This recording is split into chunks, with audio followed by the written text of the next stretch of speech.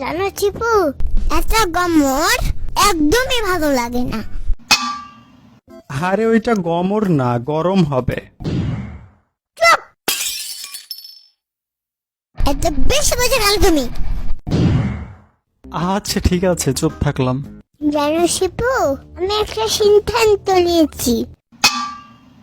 ওরে বাবা, তাই নাকি? কি এমন কঠিন সিদ্ধান্ত শুনি? আমি সূর্য মামার সাথে সম্পর্ক নষ্ট করে ফেলবো। আরে ওইটা স্বপ্নর কোনা, সম্পর্ক হবে। বেটি বুটো তুমি। যাই হোক, সূর্য মামার সাথে সম্পর্ক নষ্ট করবা কেন?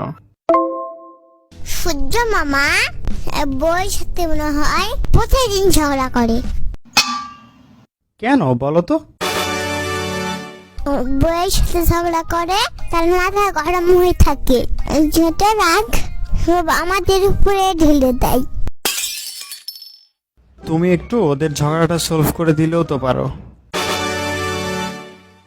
আমি বলবো, দেখো অনেক হয়েছে, আমি আর সহ্য করব না।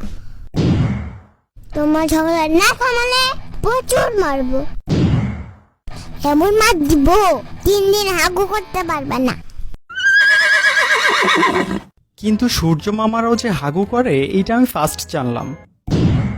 তুমি মূর্খ মানুষ, তুমি কি বুঝবা? তুমি করতে পারলে সূর্য মামা কেন পারবে না? আসলেই তো, এই জিনিসটা তো আমি আগে ভেবে দেখিনি। এমনিতেই যে গরম, তারপর আর বিদ্যুৎ থাকছে না, মন চাই যে বিদ্যুৎকে গলা টিপে মেরে ফেলি। থাক, মেরে ফেললে তো আরো আসবে না তাহলে। বিদ্যুৎ তুমি আর পাতলা হাগু একই রকম, কেন? আর কখন যায় আর বোঝাই যায় না। এই যে দেখো আবার গেল। আই বলছি না আসলে তুই বাসায় গিয়ে ধরে আনবো। জীবনটা গরমময় হয়ে গেল।